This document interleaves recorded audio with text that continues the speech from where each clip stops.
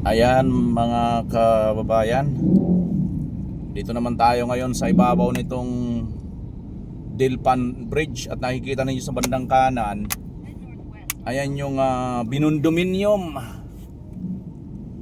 Ito, di binundominium sa ganitong oras mga ka-BMR. At itong tulay na to, dito yung talamak na Dilpan Bridge or Dilpan na dati may mga, kaya pag dumadaan kayo dito lalo't ganitong traffic, no, ingatan ninyo mga cellphone. Oh. At ilak nyo yung mga pintuan. Oh. Lock talaga mga pintuan dito. Pati mga bintana nakalak. Para hindi nila basa-basa ano, no. Ayan, nakikita nyo yung building dyan sa bandang kanan na yun, no? Mataas na building, nag-iisa, kulay puti.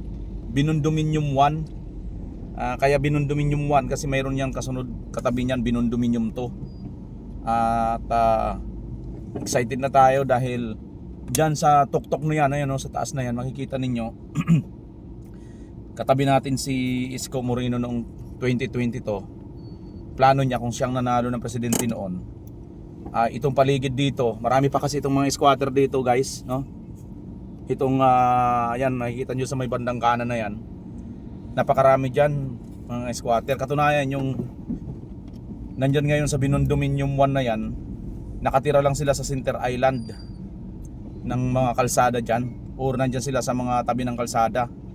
At yung iba dito sa ilalim nitong silong ng tulay, nakatira yung ating mga kababayan. So dyan sila ngayon nadala. At malaking swerte nila dahil libre po yan. As in literal po na libre yan, ha. Sa mga naninira kasi na hindi daw yan libre, libre po yan. Hindi lang po nila alam kung bakit, papaano sinasabing libre o umaalog itong tulay, oh. Yumuyugyug, no. Dito kasi mga kababayan ang daan ng mga truck, oh. So approaching tayo papuntang Artin, galing tayo dito sa court area or sa Intramuros sa ganitong oras, alas 5, alas 5:06 mga kababayan, ano. So makikita ninyo itong ganitong oras, ito talaga ang terrible ang traffic dito. Ubos gasolina nyo rito, ubos pasensya. Kaya kung hindi nyo lang din kailangan, no, iwasan nyo itong dito daanan dahil sobra, no. Sobrang ano dito, traffic, no.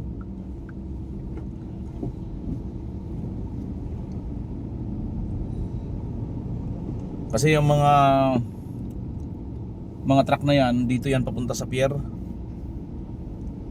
In out yan, eh.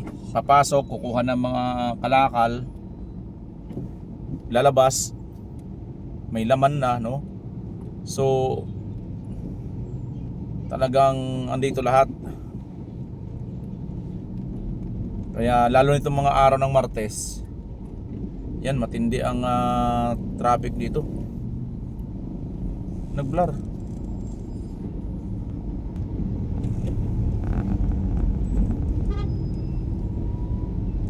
Ayan, so tuloy-tuloy na lang tayo rito. Ayan, oh, yung Binundominium, papalapit na tayo. Mga 100 meters na lang dyan. Kaso na traffic nito sa taas. Bababain na lang kaya natin. Baba na lang tayo. Gusto ko kasi makarating tayo ng Moriones, para nakikita nyo yung Moriones. Isa pa kasi ang Moriones sa pinaganda ni Yorme Isko Moreno nung panahon niya. At ngayon daw kasi napabalita na mukhang wala na halos mga ano yun. Mukhang matraffic dito sa ano, sa tulay, sa taas.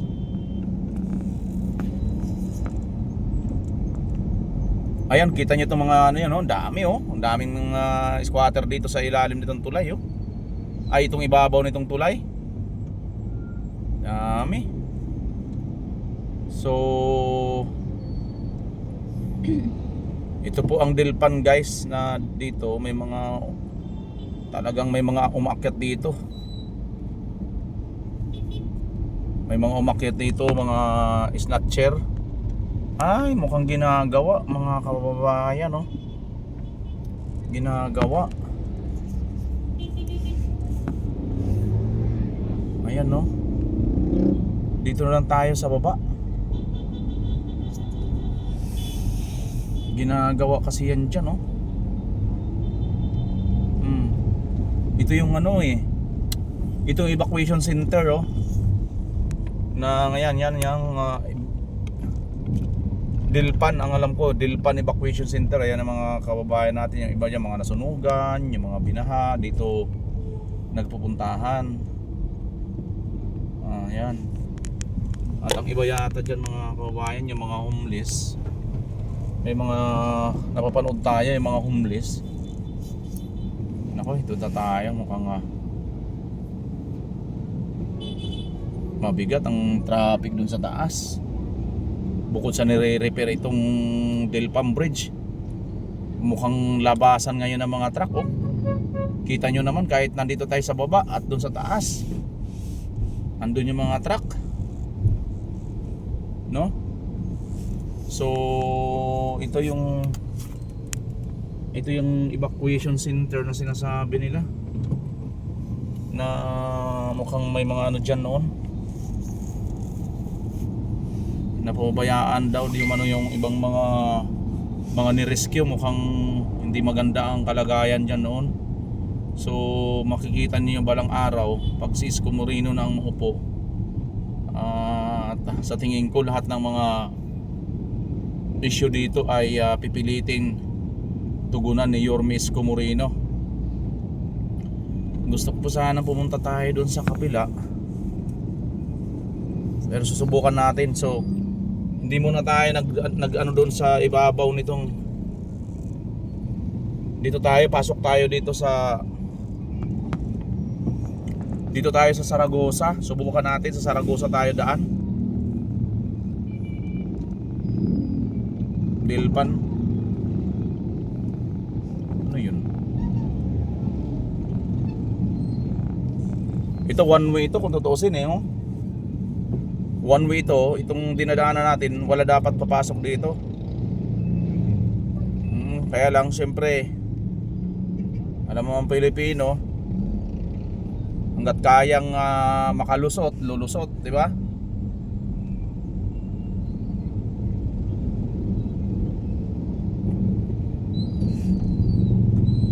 Oh, yan. Ito tayo ngayon. Ito, pakita mo nga rito yung ano. Ayan, oh. Ginagawa kasi. Naku.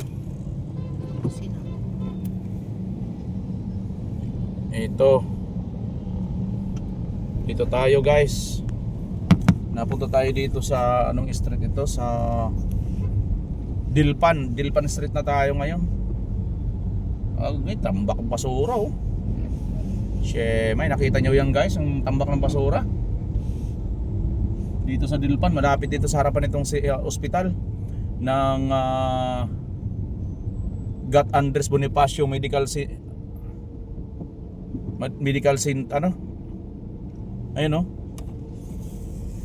Gat Andres Bonifacio sa Dilpan.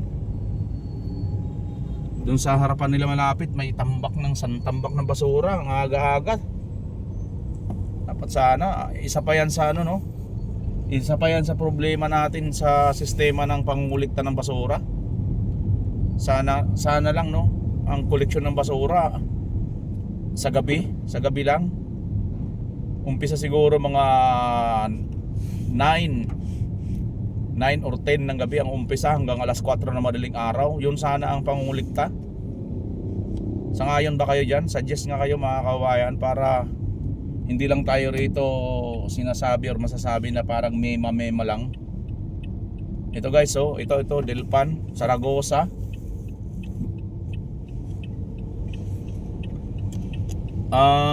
Dadaanan din natin ngayon ang isang pang project ni Yorme Isko Moreno. Mga saging, oh. Wholesale na mga saging, bibili ka? Hindi na, huwag na. Hindi na magbibenta mga ano yan. Diskarga yan. Ayan yung malalaking kuliglig dito oh. Grabe oh. Parang sinlaki ng truck ang kargada niyan mga kababayan. Yung oh, kita nyo, ito na yung ano oh. Ito na yung Rosauro Almario Elementary School ang pinagawa ni Yorme. Dito si Yorme nag-aral nung siya elementary. Ito yung paralan niya noon oh, maliit lang. Pero pinagawa ni Yorme ng malaki. Ito na nga ang Rosauro, ano yun? Rosauro Almario Elementary School. Ito. Ayan. Ayan mga kababayan. So dito to sa corner ng Kagitingan at saka Saragosa. Ito Rosauro to. Yan oh, ganda oh. 10 palapag yan mga kababayan oh. Rosauro Almario Elementary School. Parang private to, parang akala mo parang STI mga kababayan. Kompleto. Oh, salmin oh. Ang ganda. Kompleto ng mga facilities diyan. May mga aircon na mga kwarto, napakaluwag. Samantalang dati si Isko nag-aaral diyan, ayun. Andun pa naman, hindi pa naman pala tinanggal ayun oh. Yung sa may likod nitong Rosauro, yan yung maliit na yan sa likod. Yung kulay blue na yan. Ayun yung dating Rosauro Almario Elementary School. Dito sa corner ng Kagitingan at dito nga sa may Saragosa. So yan, sama lang kayo ha. Pier 4 yata ito. Pier 4 yata ito mga kababayan na ano na area na to. No? At nasa Artin. Actually didiretso sana tayo diyan sa Emil Lopez Boulevard or Artin. Kaso lang nag-ano tayo, nag-divert tayo. At nakikita nyo mga kababayan, ayan oh, yung may mga nakaabang na haligi oh. Ayan, nakaabang na pundasyon or buhos. Yan na yata yung abang ng connecting no, ng mga skyway na manggagaling north papunta rito sa pier. So yan ay mga naumpisahan na ni Tatay Digong noon, mga project na yan sa build at ewan ko kung hanggang ngayon andyan pa rin, ganyan pa rin. No, ito basura na naman dito sa kabila oh. Bagay kinukulikta na pero yan, so sa Artin tayo guys or Mil Lopez Boulevard, Artin. Ito ngayon ang sitwasyon. Lumagpas tayo dun sa napaka-traffic na ano, flyover ng Dilpan. At dun ngayon talamak na may mga ano, isnatchan, holdapan, yung may mga umaakyat, nambubukas pinto, naghahablot, doon yun. Kaya ingat-ingat kayo pagka napunta kayo dito sa lugar na ito. Hanggat maaari, sarado nyo mga bintana, pintuan, lock lagi kasi nambubukas yan eh. Kung bukas, bigla naman silang dadaklot o mga hablot no. Ayan, so kita nyo ang tsura nito ha sa paligid. Ayan, dito kakanan na tayo rito guys sa Moriones. Dito naman ang inyo makikita sa Moriones ay ayan, ito naman ang Moriones, ang famous na Moriones na before nako, ayan na naman ang mga parang nakikinita ko na naman ang mga basura na naman ayun sa gitna oh. Pero as usual no, ito napakarami pa rin ng mga nakahambala rito na mga sidecar. At ang dami pa rin mga nakaharang dito. Buti na lang itong center island nitong Moriones ay green na green, ang ganda. Mabuhay na buhay ang mga halaman. Pero tingnan nyo naman sa gilid oh, mga kababayan, dito sa Moriones. Itong kanang side ay alam ko noon at alam din ninyo noon sa mga nakakasubaybay noon sa mga kasama nating mga vlogger noong panahon nung naging mayor si Isko. itong area ng Moriones ay wala nang ganyan karaming mga vendors. Ngayon kabilaan na naman, ano? So tingnan natin ang magiging malaki na namang pagbabago at kakaibahan dahil ni-request ng mga taga Maynila, Batang Maynila, na si Yorme Isko Moreno ay bumalik na. At tumugon naman si Yorme Isko Moreno dahil una nga noon na sinabi niya na magre-resign or magre-retire na siya. Kaya lang napansin nga niya na mukhang kailangan uli ng mga taga Maynila ang katulad ng kanyang pagsiservisyo. Kung kaya't tumugon siya sa hamon na magbalik muli siya. Bagamat halos kalahati mahigit ng kanyang buhay ay nandito na nga sa pagsiservisyo publiko. So dahil nga sa yan, nakikita nyo naman, no? Kabi-kabila ang mga nakahambalang na nakapark ng sasakyan dito sa Moriones. At mapapansin natin guys, yan ang Plaza Moriones Linear Park. Dito mismo ang ginanap yung ano ni Isko, last na meeting di Avance niya, Grand Rally, no? Noong panahon 2022 presidential elections.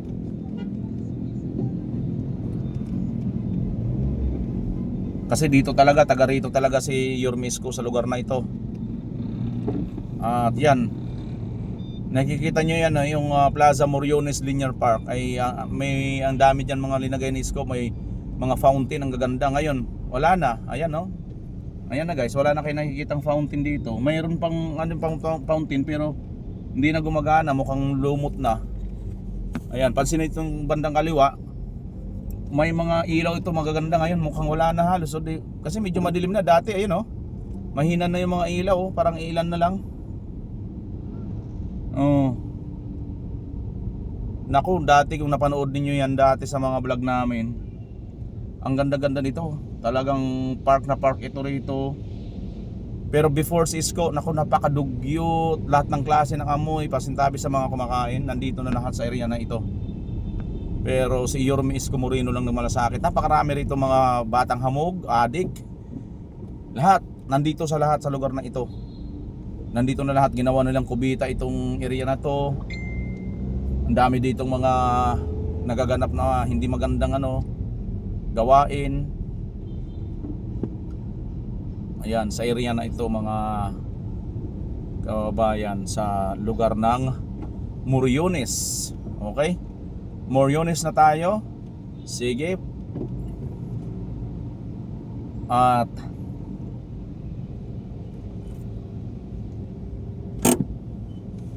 kaliwa tayo dyan sa may Juan Luna. Juan Luna naman tayo, papunta naman tayo ng Pretel. Tingnan natin ang papuntang Pretel kung anong hitsura naman ito. So ito part pala ito ng part ito ng District 1 ng Manila. Itong tundo na ito na Moriones. Kung mga taga rito si Yorme Isko Moreno. Dito si Yorme nag 3-term number 1 councilor dito sa District 1 ng Manila. Laging number 1 councilor yan. Katulad din nitong kanyang anak, naging number 1 councilor din. Ngayon, una pa lang napasok, number 1 na. Okay? At ayan nga, oh.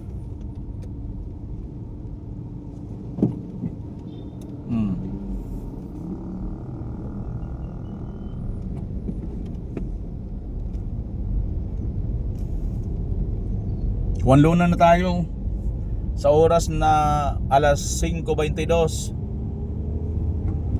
dito sa Maynila. Juan Luna, Tondo, 1st District.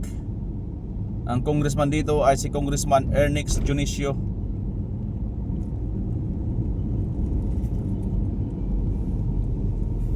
Ito ang kalagayan ngayon.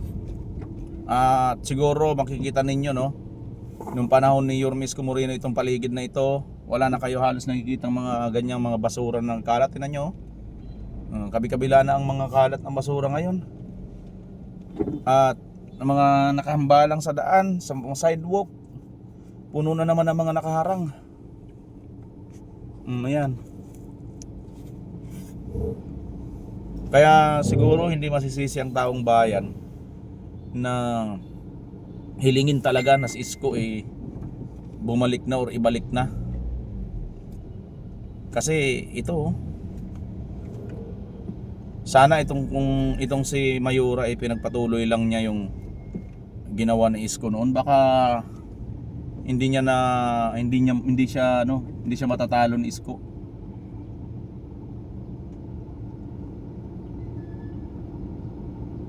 Napagbigyan na siya ng taong bayan hindi pa pinagbuti yung kanyang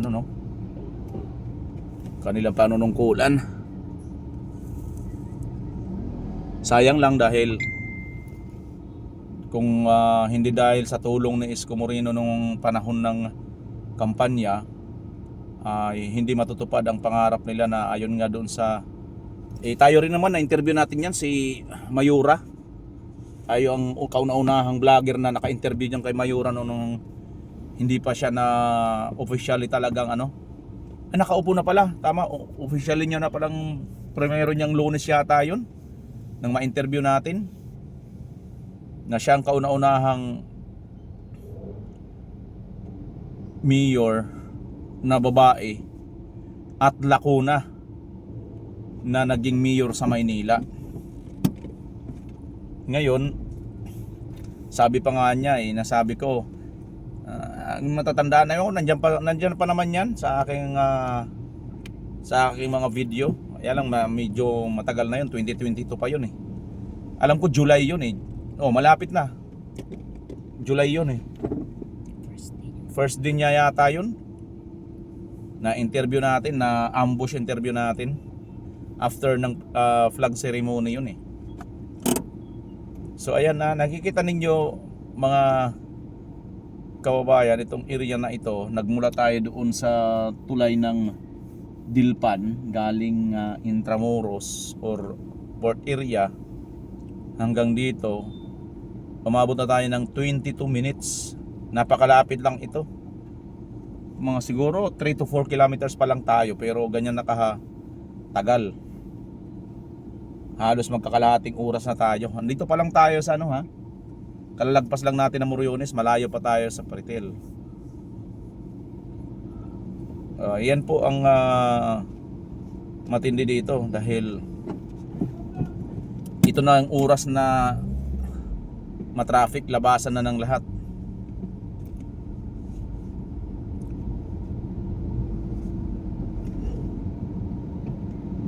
Ina-update ko lang kayo para at least may alam po kayo dito sa Maynila.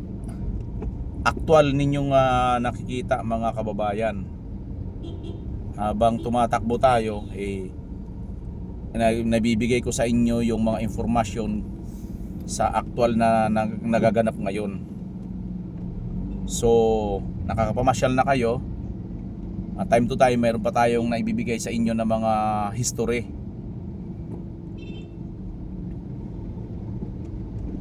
Kaya sama lang kayo sa ating biyahe, sa pag-update. At samahan nyo pa rin ako tuloy-tuloy. Sa mga hindi pa nakapag-subscribe, subscribe na kayo, pakipindot yung notification bell or yung maliit na bell para lagi kayong maging updated sa akin lahat ng mga i-upload or mga video. Lalo na nga sa mga nagmamahal, lalo na taga Maynila at yung mga dati na rin na nanirahan sa Maynila, mga nasa probinsya or lalo na mga OFW na tiga rito sa Maynila.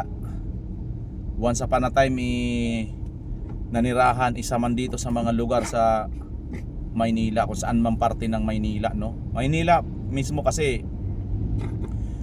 mula nung nakatikim ang taong bayan ng pamumuno ni Isko Moreno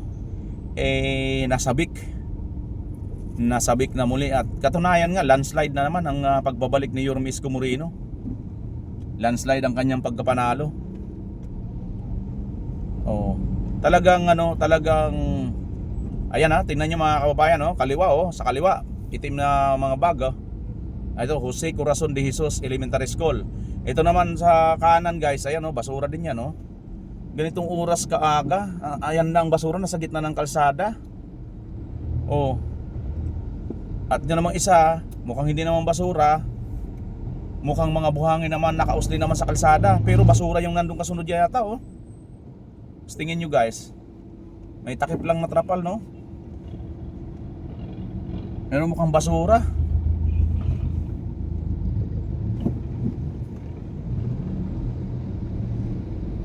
Ayan, oh. Oh. Ay, basura nga. Nasa gitna ng kalsada.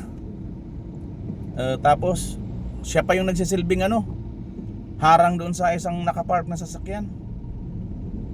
Nakikita nyo mga kababayan ha, yung actual ngayon, ito yun. Tingnan natin kung gaano kalaki ang pagbabago pag itong Isko Moreno ay maupo ng mayor muli dito sa Maynila. Kung makikita nyo pa ba ito uli. Hayaan nyo at ipapasyal ko pa rin kayo. Kaya nga na mag-subscribe kayo at pakipindot ang notification bell or kung interesado kayo sa mga ganitong video or mga content. Ayan, hindi po natin to sa dinadaw na. Ito ay actual natin nakikita. Isinishare ko lang sa inyo para naman sa ganun hindi tayo sabihin makapanira lang. Hindi no. Yan sa kaliwa oh, basura na naman. Ayun pa oh, ganitong oras nakalagay na yung basura nila. Ang alam ko gabi kaya umagang umaga noon. Ba't ngayon parang this oras ng araw ano, nakatambak na yung basura. Siguro isa yun sa magandang i-request kay Yorme, no? Nga pala guys, no, kasi di si Yorme sinabi na rin na, ayan oh, ito talaga napakarami oh. Shemay na yan oh. Sa puti na yan guys, ayan. Ayan, mga basura. Sige. Kayo nang humusga dyan sa mga basura na yan. Medyo umaambon-ambon ngayon tayo ha.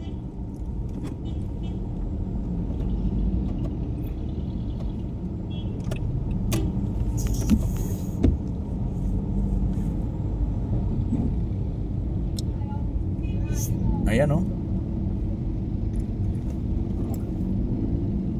Basura, basura there, basura here, basura everywhere. Puro basura guys. Eto, nandito na tayo sa Pretel. Ito nga pala yung Pretel Market oh, na ginagawa dahil sa sunog. Ayan yung Jollibee pala na bago oh. Yung dyan yung inaugurat ni Yorme, nandyan siya noon. Ayan yung Pretel oh. Ito yung Pretel Market. Sa mga nakakamiss dito sa Pretel, ayan na yung Pretel ngayon. Mga boom pa lang at mga crane ang nandyan. Mukhang ginagawa. So ayan, Pretel pa rin tayo. Sama lang kayo sa aking biyahe. Mukhang blurry yata.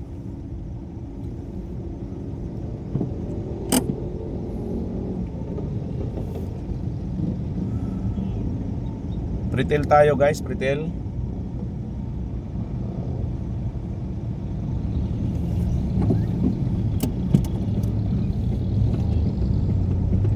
Pretel. Ito hanggang dito guys ha. District 1 pa rin dito. Distrito pa rin to ni Ernix Junicio. District 1 ng Maynila. Pagdating dyan sa banda dyan, Yuseco, I think ay Bentot na yata yan. Ito pure gold Pretel. Nasa bandang kanan nakikita ninyo. Again, walungan na pa rin tayo ha. Hindi nyo kilala si Bentot. Pagtanong nyo na lang sa taga Maynila kung kilala nila yan si Bentot.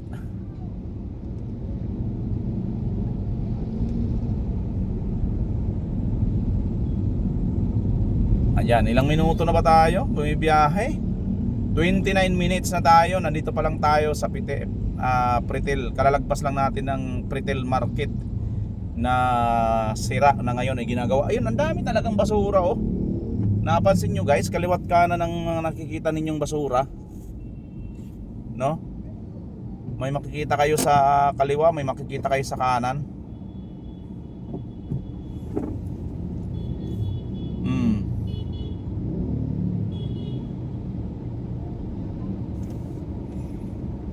Rahabago, pag kumaliwa tayo, pag kumanan tayo, yan na yung Yuseco. Pag tinuloy-tuloy natin yan guys, ang tumbok niyan sa SM Lazaro or sa Tayuman LRT Station. Actually Tayuman din yung nalagpasan natin stoplight kanina sa Pretel. Ang kanan nun Tayuman na yun. Ito naman Rahabago sa kaliwa. Itong stoplight na to, pag dinirediretso ninyo Kapulong, andin Kapulong, yun na yung tinatawag na Sito. No. Tama, Sito. Sito pala yan guys, Sito. C4 kasi yun yung dun sa may EDSA. Pag dinirediretso mo yun papuntang Pier C4 yun. C3 naman yun dyan sa may 5th Avenue. Ito ang Sito, tama, ito yung Sito guys. Ayan na, dinadagdagan ko lang ang ano ninyo. Itong Rahabago, pag kumaliwa tayo Rahabago yan, hanggang sa dire-diretso yan, Kapulong or Sito. Pag kumana naman tayo rito, Yuseco naman yan, hanggang makarating tayo ng SM Lazaro. At ang magdudugtong naman yan ay H. Lacson, yung papuntang Espanya naman. Okay, yan yung mga kalsada na to. At dyan ang daanan ng mga truck papunta dito sa pier, galing ng south, galing ng South Luzon. Yan, dyan naman tatagos. Pero ngayon, dahil mayroon na nga mga skyway, yung iba doon na dumadaan sa mga skyway na pinagawa ni Tatay Digong. Si BBM ngagba pa rin ang mga mga projects. Puro nga lang, wala pa siyang may project ngayon. Kasi ang yabang na sinasabi niyang build more. Build more, nasaan yung more? Puro daldal lang yung yung more na sinasabi niya.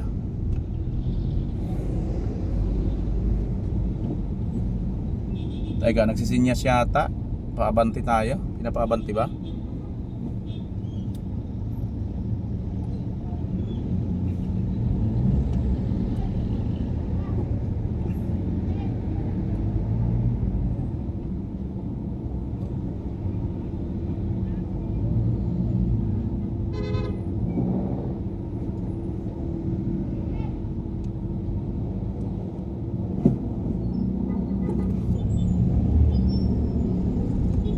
Ayan guys, so minsan nakakalito lang ang mga enforcer minsan. Kaya kailangan nyo rin maging alert. Dahil minsan nakaguna, ayun may huli Siguro itong area na to wala pang in-cap na camera dito kasi mayroon pang nakaanong enforcer Ayun, may dump truck, ang laki ng basurahan Hindi ito makakapasok sa mga guys. Ayan grabe, laki. Hindi ito makakapasok dyan sa mga looban. And dyan sa mga looban, napakarami pa dyan may mga basura Doon sa lugar namin, hindi rin makakapasok. Ito guys pala, districto na ito ng Maynila, Juan Luna. Part pa rin to ng Tondo, kaya lang districto na siya. So ang Tondo, dahil sa laki niya, maluwag ang Tondo kasi, dalawa ang kanyang distrito na nasasakupan. Tondo pa lang yan District 1 tsaka District 2 ang Tondo. Ng Tondo ang dalawa ang distrito.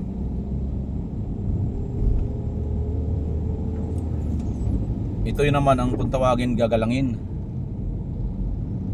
Dito sa area ito nanirahan ni si Yorme Isko Moreno.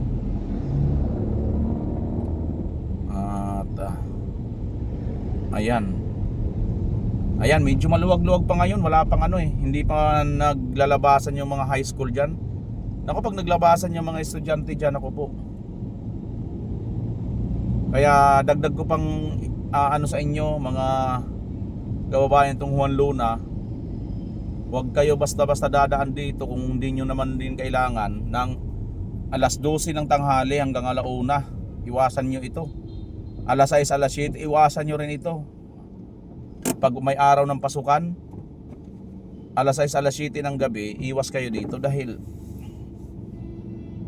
maano to guys, traffic ito. Punong-puno ng eskwelahan. Ayun yung kabi-kabilaan ng eskwelahan dito. Ayun yung tourist high school na sikat na sikat. Yung kanan din, eskwelahan din yan, high school elementary.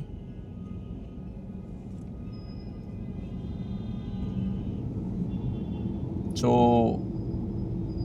iwas kayo dyan pagka punta kayo rito.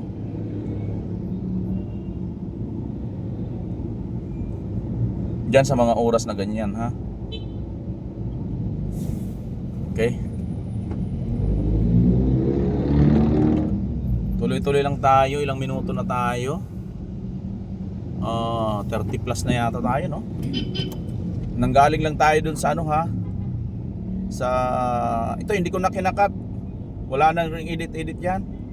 Para at least alam ninyo na yung actual na nangyayari dito sa Maynila. Sa oras ito na alas 5:40 na ngayon ng hapon or maggagabi na. Ayun, oh. Yun, tapat na tayo nitong Torres National High School. Torres Florentino Torres High School pala, hindi pala national. Kasi parang semi-private yata yan or private yan. Basta parang hindi yan public eh. Isa yan sa kumbaga parang pag diyan ka nag-aral eh, kahit tiga-tondo ka, medyo may kaya-kaya ka. Para siyang private nga talaga yata yan. Pero napakasikat yan. Maraming mga kilalang tao na nag-aral dyan. Dyan yata nag-aral si Arnold eh. Arnold Clavio. At yung iba pa dati na mga tumakbong senador. Tiga rito rin kasi si Cheryl Cruz, artista. Ito na yung Pampanga Street guys, oh. Ito. So ito yung gagalangin. Lapit na tayo dumating doon sa boundary ng Manila at Caloocan sa may Paho. Grabe ito mga basura na sa gilid mga kababayan, oh. Andito sa may bandang kaliwa, tambak, oh. Pati dito rin pala sa kanan, oh. Kaliwat kanan pala. Ayan, oh, kanan, oh. Tambak din ng basura, oh. Dito naman sa kabila, mas malupit. Anak ng teteng, oh. Noon alam ko walang ganitong basura guys. Walang ganito katambak yung panahon ni Yorme Isko Moreno. Ito duda ko lang, ha. Hindi ko alam kung tama. Duda ko lang ito. Siguro kaya dito lang nila nilalagay ito. Itong mga basura dito karamihan dyan sa looban galing. Kasi nakita natin, di ba, yung truck, ang laki-laki. Hindi yan makakapasok dyan sa mga looban dahil ang dami mga kuryente. So malamang advance na mag-isip yung mga nagtatapon ng basura. Paunahan lang kasi baka mamaya hindi mahakot. Dito na, dinediretso na dito sa tabi ng kalsada maaga pa lang. So biruin mo yan, isasabay sa rush hour yung pagkolekta ng basura. Rush hour ito eh. Ito yung oras na critical, alas 5, alas 4. Rush hour na to, iuyan na eh. Hanggang mamaya ito alas 7. Imagine ang laki-laking dambuhalang truck na yon.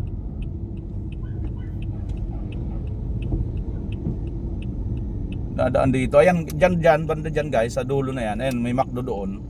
Ano na yun? Malapit na dyan, boundary na ng Manila at saka ng Paho. Ayan, so ito, tingnan nyo mga basura sa gilid-gilid, oh. Paramihan ng basura, ano. So kayo nang humusga sa Maynila ngayon, mga kababayan, kung anong inyong masasabi. Paki-comment nyo na lang dyan sa comment section sa baba para atin pag-usapan. At kung anong inyong mga suggestions. Ako kasi suggestions ko una kaagad dito sa nakita ko sa basura. Sana wag ganitong oras pagtatapon ng basura. Dapat sana mga gabi, no? Sa akin lang 9 to 4 ng gabi dapat pagtapon ng basura. Okay, mga kababayan mula rito sa Manila, sa distrito ng Manila, samahan nyo ako muli sa susunod nating mga update bago pa maging mayor si Yorme Isko Moreno. Salamat sa inyong panonood, sa mga nakaabot dito, salamat. At sana wag niyo kalimutan mag-like at mag-share, mag-subscribe. At comment na rin kayo kung ano pa ang inyong mga masasabi sa ating video. Maraming salamat muli mga kababayan Pilipinas. As always, God first. Bye-bye.